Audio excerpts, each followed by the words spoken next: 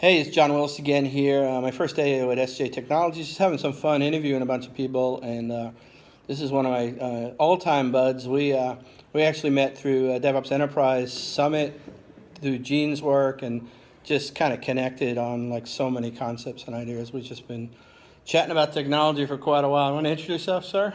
Yeah, I'm Topo. I work for Capital One. I know John for about four, I 5 think years so. now. 4 years now. Yeah. Started with a good discussion over a couple of beers, Yes. which is a good thing. In Capital One, I manage the continuous delivery tools platform as a product manager. And I also have my own open source project, Hygia, which has been popular quite some time now. So, yeah, that's it. Yeah, no. So one of the earliest things I got involved with, talking with Topo, he was one of the earlier guys working on kind of Docker and containers at Capital One, and then we kind of got into discussions about how do you do kind of scalable delivery with Docker. But one of the things that I think is really cool is the DevOps Enterprise Summit 2016, which is last year in San Francisco.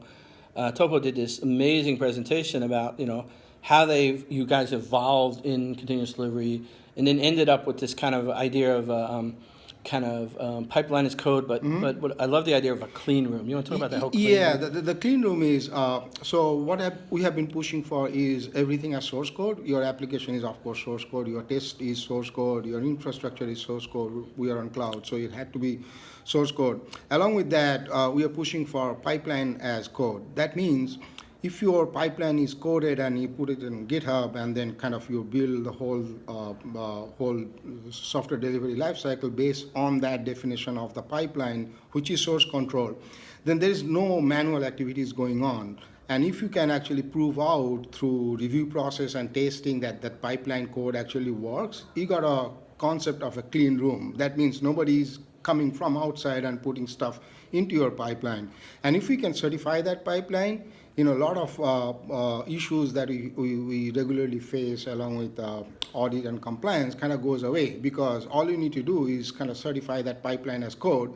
And if it works and if it is not changed, then the things that are flowing through the pipeline must be golden. Of course, you need to test it and you need to security scan it and all that is given and in the pipeline itself. So the whole concept of approving stuff before it goes out to production by a bunch of people kind of goes away, because they all certified the pipeline to start with. So that is the whole concept.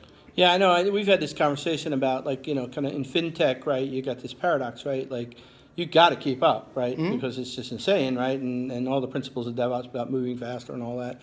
But then you have this kind of whole level of compliance and that that is incredibly strong for all the right reasons. Right. And this idea that I think when we first started talking about like things like Chef became a really good tool for auditors. Yep. Once auditors understood, they could look at the code that builds the infrastructure. Right. They didn't have to look at the code. Right. But now you're trying to build this abstraction to a layer where an auditor can come in and say, this is the clean lit. Here's when the last time we built the pipeline, and this is how it builds it. Right. And then it's a stamp on that thing. And if anybody wants to change the pipeline, they go back to GitHub and they fork the code out and they do a pull request, in which case it gets reviewed again. So there's no chance that somebody can put in some malicious thing to break the things that are going through the pipeline. The other thing is that, the whole separation of duties, that we fintech and many other organizations. You talk about that, because you guys wrote that paper. There's a DevOps Enterprise Summit Yes. So whole deal is, on one side we are all kind of vouching for everybody's engineer.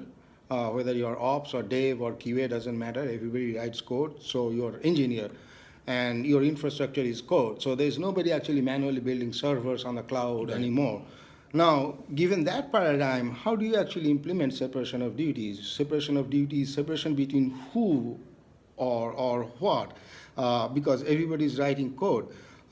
So that is the conflict that we all run into. Now, the things that kind of are the risky things that we all agree with, that no developer or nobody should have unique control over the pipeline. Meaning, as a developer, I should not be able to change the code, and that code goes out to production without anybody's knowledge. That's kind of the whole premise.